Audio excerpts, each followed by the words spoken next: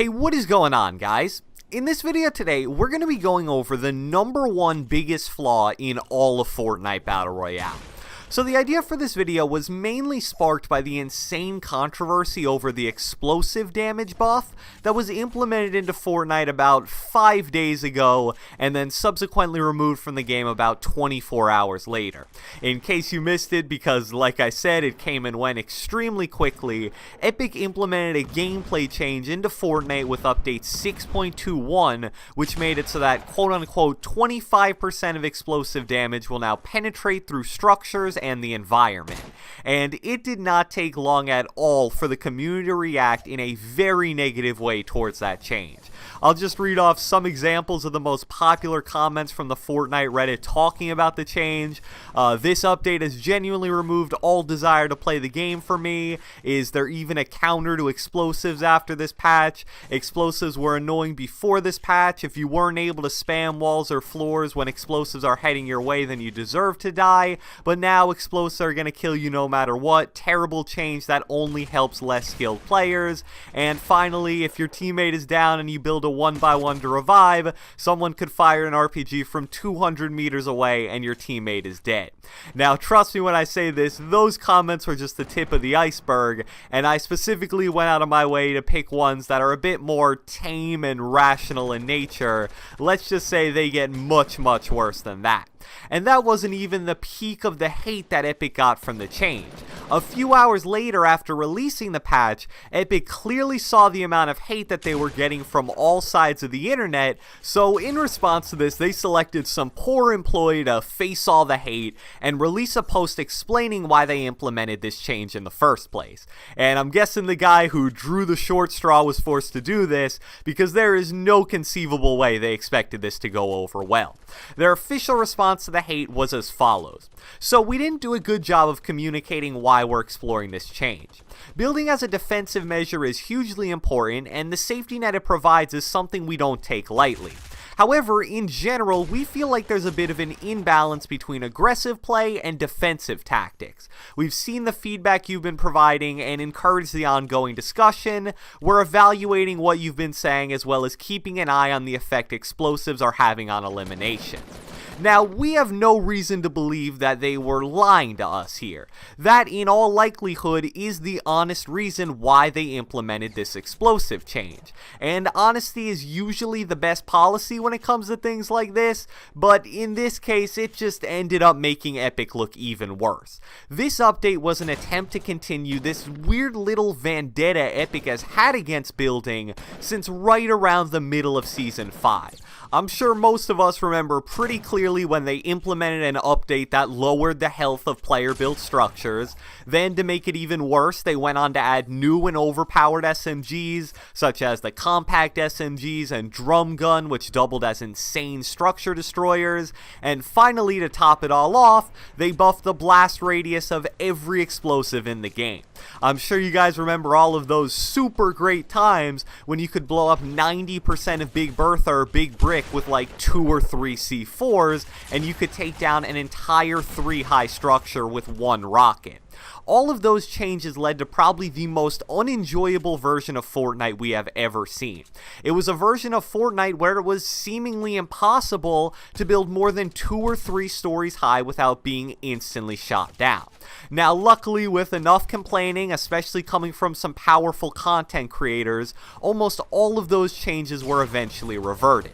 And for the last 1 to 2 months or so, Fortnite has been in a pretty solid overall state. Not perfect, but so much better than what it was for most of Season 5. But then, after a month or 2 of building being in a somewhat solid state, here comes Epic more or less trying to sneak in another change that would end up being a major nerf to building as a whole.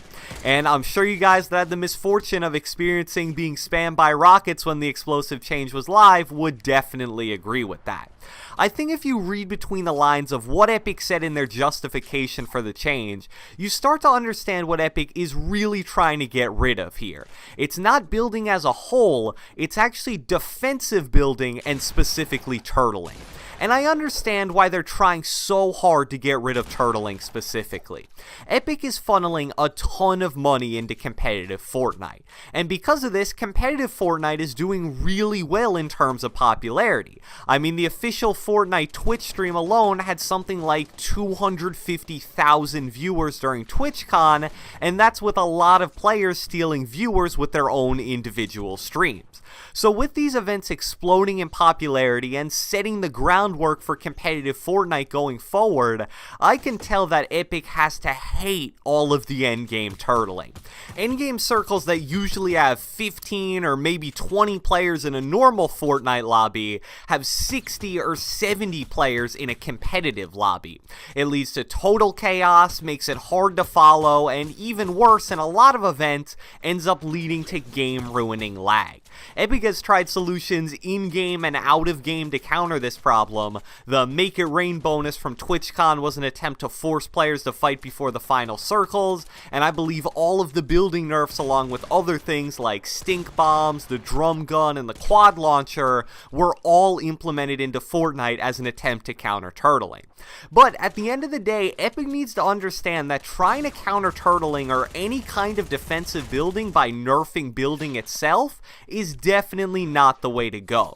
The way to counter turtling and defensive playstyles in general is to try to find a solution for the fatal flaw that Fortnite, or really any Battle Royale game for that matter, has.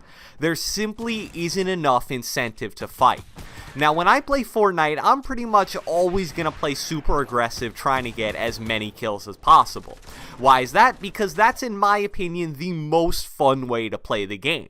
However, if I were playing solely for the win, you know, Bill Gates came up to me and said, hey, if you win this next solo game, I'll give you $1 million, you wouldn't catch me landing in Tilted or Leaky Lake or Dusty Divot. You'd catch me landing in the middle of nowhere, farming max materials, and then sitting on the absolute edge of the storm or hiding in a dark corner of a 1x1 for the entire game. My goal would be to not kill or even see a single enemy until there was one enemy left and I was forced to engage to win the game. And to be honest, that's probably how a lot of you guys played when you thought wins were the only thing that mattered back in the day. I remember all the way back in September and October of 2017, screenshotting like 1 or 2 kill squad wins with my friends and thinking it was the coolest thing in the world because we won the game. But the main point here is that the fatal flaw of Fortnite is that if winning the game is the only thing that matters, then any fight you take only lowers your chances of winning. That's why when there's potentially millions of dollars on the line in a competitive Fortnite event, you're pretty much always going to see 70-ish people in those super small endgame circles. And speaking specifically about competitive Fortnite here, Epic's initial solution to attempt to fix this problem was to implement large cash bonuses for amounts of eliminations. But what they didn't understand at the time is that it's actually much easier to get eliminations in those chaotic endgame situations. Why fight another pro-level player in a 1v1 build battle in an open field when you could shoot at 3 people with their back turned to you because they're running out of the storm at the last possible second? So even though that was a solid attempt by Epic, it ended up not really helping the problem much. Now, I wish I could tell you guys that there's some easy solution to make getting eliminations truly rewarding in Fortnite and encourage people to engage in as many fights as possible and make it beneficial towards winning the game.